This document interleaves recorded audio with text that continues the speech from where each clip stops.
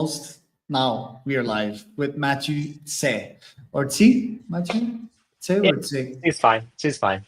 All right. Well, Matt is a very cool guy. He built his titanium bike, right? Like it's a titanium bike that was custom made in China. Recently back from MicroConf, I read his newsletter, and we were talking about coffee prior to this spot at a coffee bar in Japan, which must have been very fancy. So, Matt, can you tell us a bit more about yourself and what you're up to nowadays? Yeah. Um, Up until about a year ago, I was just a developer working for startups, big tech, finance, and I just got the itch to be an entrepreneur. And I tried launching some products. It was really hard, and they all failed. And eventually, I got into acquisition entrepreneurship.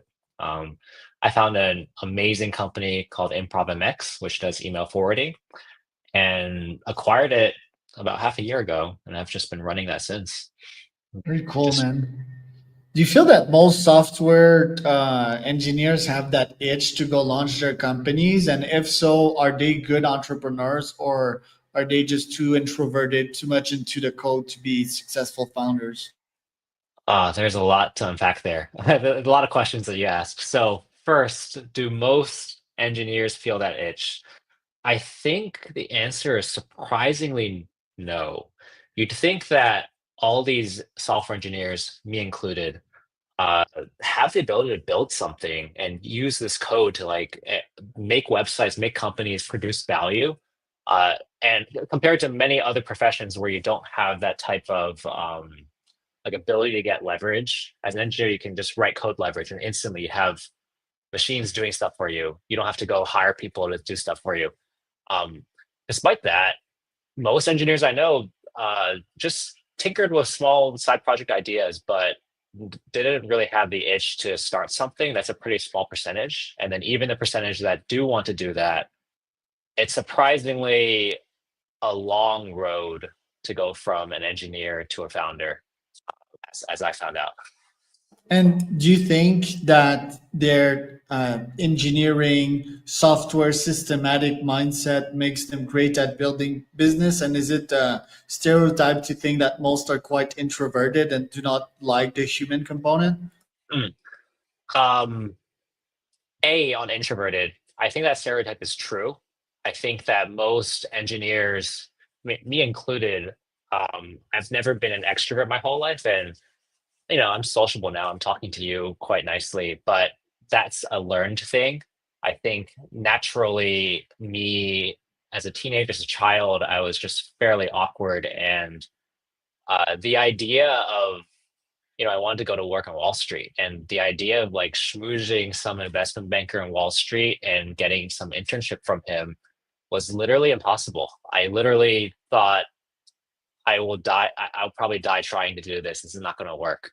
And then compare that to writing some code and then showing that code to some other engineer somewhere, startup founder engineer, and it works. And the ability to uh, just write code and be valuable, that was so easy to me, and so I just naturally went from introverted to I can't deal with people, so let me deal with code, and people are paying a lot of money for that. So that's what leads a lot of introverts into becoming engineers. Yeah, I believe you. Me, I've sort of oscillated between introvert and extrovert throughout my life. Hmm.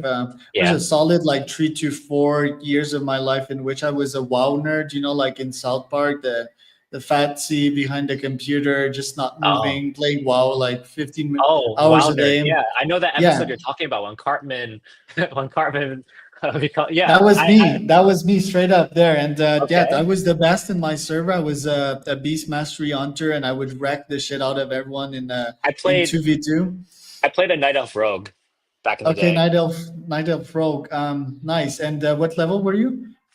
I only played through classic, so got to 60, and I think I played until um, before they raised the level cap.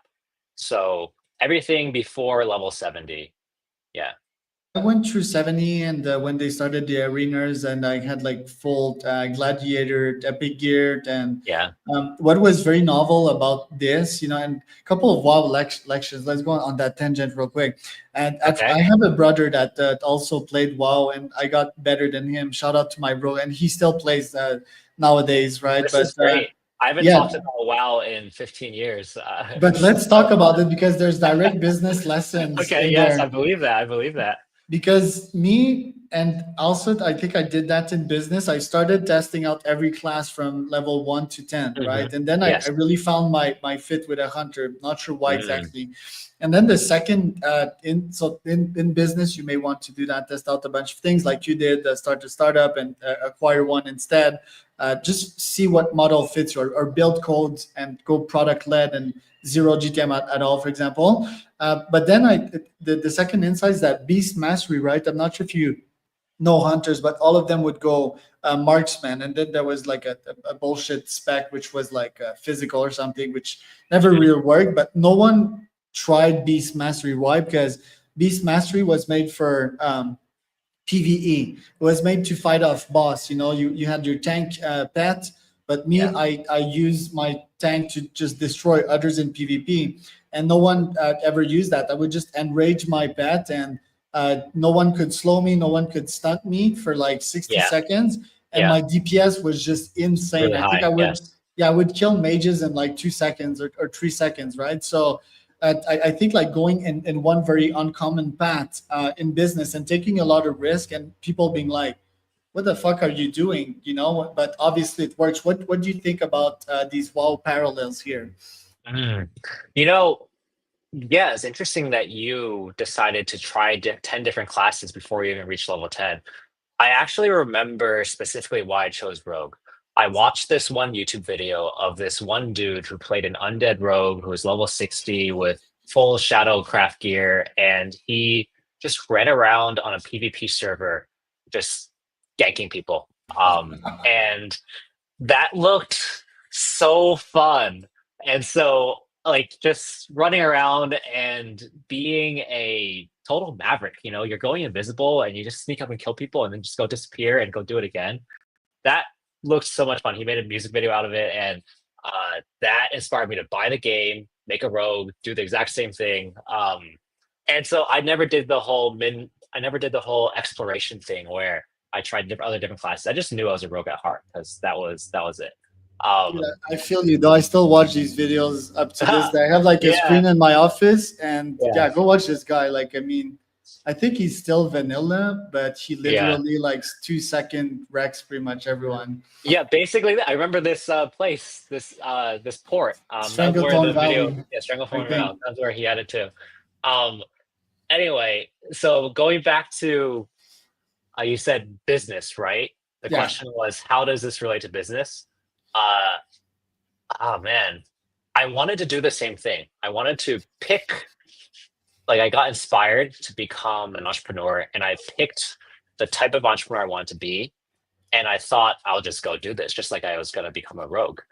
And that version of that was I really like Pieter Levels and all of Oh his yeah. indie hacking stuff where he's not doing VC backed startups. He's building cool products that he loves and lifestyle business, all of that. And so I just went right in. I just tried to go build stuff from scratch. And very quickly, I realized that that wasn't working for me. I think that I'm a very good engineer. I could like build these prototypes. This was before Lovable Days, so me building a full app end to end in a few days, a week was pretty good at the time, right? And I launched these things, and I was just miserable at getting customers at all, like distributing product, selling product, getting people excited, and also figuring out what people wanted from scratch, right? And so this idea of deciding what kind of entrepreneur you want to be and then just go being that was very false for me. I realized that in entrepreneurship, uh, it pulls you in the direction that will work for you. Otherwise, you'll fail. Right. And you need to A/B test, right? Tell me a bit more about ImprovMX, right? Because I do cold email as a living and I do forward a bunch of emails myself. I can see like the value here. There's a free plan, there's $9. So tell me first about how the acquisition happened. Tell me about the numbers if you can. And yeah, like what's the product market fit there? Yeah. So ImprovMX is like email is a very large domain where there are a lot of different players in there, right? There's people who are doing cold emailing. There's email APIs as a service. We specifically offer email forwarding. So if you own topleads.agency, you own that domain, and you want to forward your email such that Charles at topleads.agency will go to your Gmail inbox, then you could use us. You could also use the free domain forwarding from Namecheap or Cloudflare or any other registrar, but we just offer a much more premium experience around that. Uh, Premium and also powerful. So there's advanced forwarding logic, like regular expressions, webhooks for all your emails coming in, things like that. And so basically, we're a premium and more powerful version of email forwarding. So a very simple need that everybody needs, but just done very well. Right. So let's say that I have a random email that I may get important emails to, and I want to forward it to that new email. There's no easy ways to do it. I mean, on Gmail, you can do it. Outlook, I'm not sure. Right. And then people can use it for free on your platform.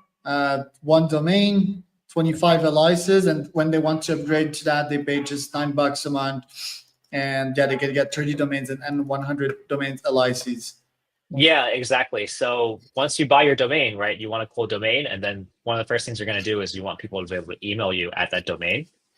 And some registrars offer you that feature, but they're lacking a lot of features, and sometimes they're unreliable.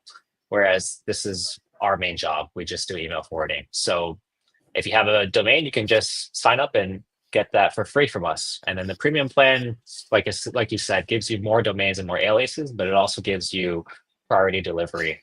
So you'll be getting your emails faster. And how much did you pay for that acquisition? And how much free users and paid users that they had back then, VS Now?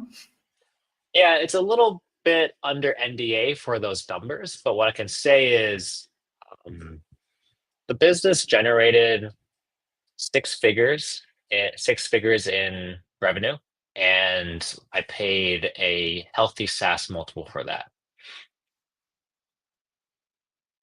Sorry, you're still muted, Charles. Which is 500,000, right? I can't say. I'm good at predicting these things. You can just blink once or something. Okay, and right now, it's been how much time has it been since the acquisition? 4 or 5 months. Yeah, Wow. Okay. And do you been a feel bit. that you've already grown the user base, or is it pretty stable and still under construction right now? Oh, it's been growing from day one of my acquisition. So Nice. that was one of the things I wanted to mention, which is that I was so bad at selling, right? Selling, distributing, marketing, etc. And so um, the perfect business for me would be one that's product-led growth and strong organic growth and a existing working engine. So I did not want to buy a SaaS where it was flat or declining and I needed to figure out how to turn it around.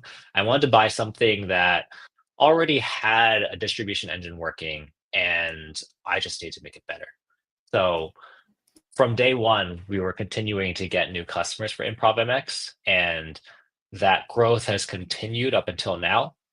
And um, just now, after many months of cleaning things out internally, we're really starting to change the landing page and the features that we present, and also add new features such that we can hopefully pivot that growth rate to be even higher. Interesting. And did you keep the last guy that was running it around? What's the team like nowadays?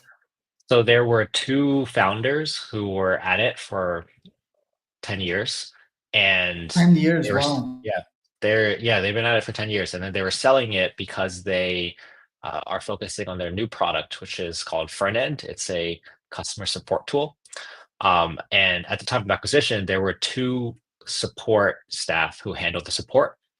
Uh, I kept them on, and then one of them I transitioned over to the dev. One of them I transitioned over to become a junior dev because he actually has a CS degree, and the other is still a support staff. And I've hired one more junior dev now, so just three people right now, including three people in addition to me. Right, and it's cash flowing. It's cash positive at the moment. Yes, it was cash positive from the beginning, and it continues to be. And what did you add since you acquired it? I see a roadmap there. Was it there before you joined? And what is your plan to make this company like way more profitable, way more cash flowing? Yeah, so I added that roadmap. I think probably about 50% of those ideas were ideas that I had already asked the founder, like, hey, what would you build if you were to keep this? But 50% of them are stuff that I thought of as well. And a lot of them are just basics. Uh, luckily, we have a lot of customers who just come in and say, hey, I want this, I want that. Or if you had this, then I would subscribe to you. So I don't need to figure out of the blue what it is that people want. Right now, I have a large enough list of common sense things. For example, people right now, you can only log in with one account. It's really obvious that enterprise customers will want multiple user logins for their different employees with different scopes. So working on multi-user authentication. That's a really obvious thing that everyone's going to want. So we're working on those types of features right now. And most of the time, these micro SaaSes, 80% of the revenue comes from enterprise plans, right? Mm. That's not quite the case for us. We have enterprise plans, but actually the majority of our SaaS revenue right now is from just premium users. So people who just got their free domain and then decide they want the premium features. So prosumers really. Over time, I do think we do want to transition more towards courting the enterprises, but right now it's still a smaller percentage. So coming back to your points, right? Like let's say you're more introverted and you want to buy something that's already there to like you and transit to the corporate world, to the entrepreneurship world. Good decision to acquire something, but isn't it like cash heavy? Like most people don't have like 500K handy to invest in a new startup like yours. So what would you advise in that case? True, very true. Um, because not only is it cash heavy, but also getting loans is hard. There exists the SBA loan program for people in America, but it's quite hard to get that for SaaSes for two reasons. One is that a lot of these SBA originators are brick and mortar banks that understand brick and mortar businesses. So when you tell them you want to go buy a SaaS, they don't know what the heck you want to borrow millions of dollars for.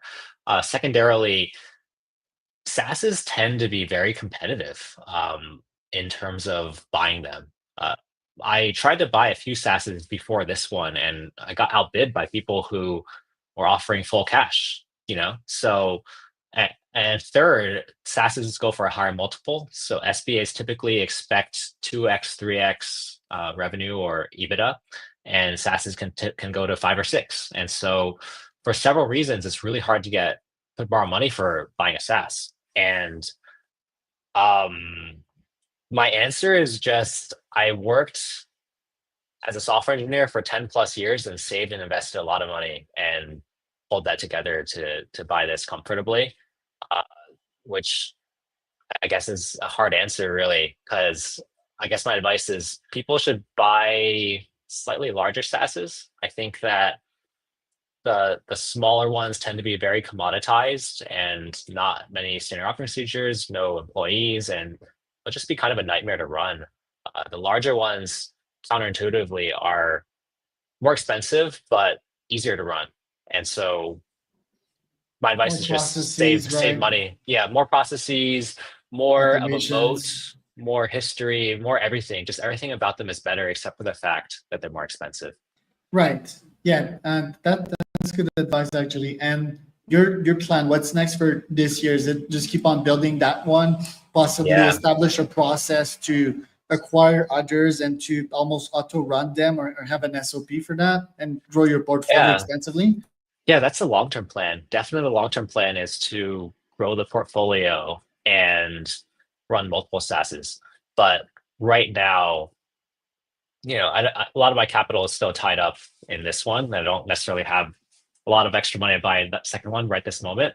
And it's so much fun to just run this SaaS right now, and I'm learning so much. And also, there's quite a bit of work that needs to be done to pull myself out of this business enough to go tackle a second business. Primarily, I need to raise the revenue enough to afford a good CTO to basically take over the entire technical stack of it, which could happen in 1 or 2 years, perhaps. Right. You're in for a ride, man. And Yeah, I'll tell you that, but also your engineering mindset will greatly help you because you'll nerd out on every aspect, and not a I lot of do.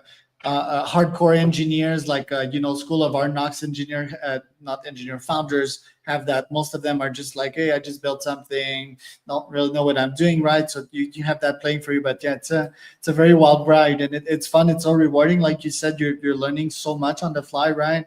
You're becoming really resilient, and you develop Yeah. like all kinds of IQ points here and there. So it's a pretty fun ride. Yeah, what's interesting is, I come from a site reliability engineering background. Risk So management, right? yeah, and deployments and automation and all that stuff. So I'm just applying that to all levels of the stack. So I'm approaching it from a very principled perspective. For example, we get these abuse requests, and I will go respond and say, "Hey, we banned the user. It's not going to happen again," and blah blah blah. But in my head, I'm just immediately like, I don't want to be doing this task again. So how do I automate it? How do I create a run book so that my support agents can handle it? Stuff like that. Just all the way up, just trying to increase my leverage and reduce the amount of toil of the business. So I'm approaching this business as if I was approaching, running a reliable system at Google. Love it, dude. Well, thank you for coming on, Matt. Where can people find out more about you? My website, my Substack is MatthewTse.com, and I'm on Twitter at MatthewC_. Perfect. So that was Matt